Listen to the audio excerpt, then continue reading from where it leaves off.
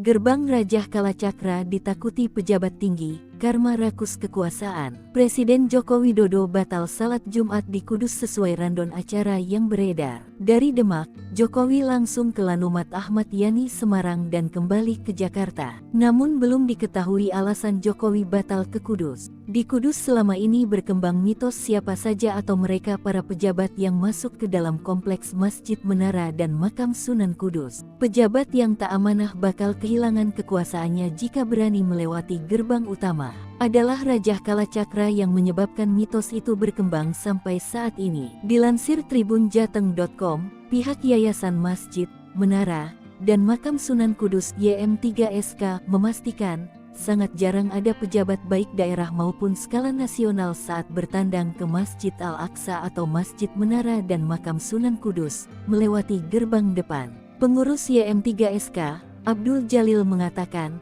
Rajah Kalacakra itu dipasang di atas pintu gerbang depan. Hal itulah yang membuat pejabat enggan ambil risiko saat datang ke sana. Kebanyakan lebih memilih melewati pintu lain yang sama-sama menuju masjid dan makam.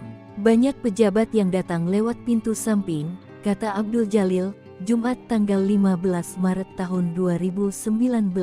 Dia mengatakan, dipasangnya Rajah Kalacakra oleh Sunan Kudus ini buntut dari perseteruan di tubuh Kerajaan Demak.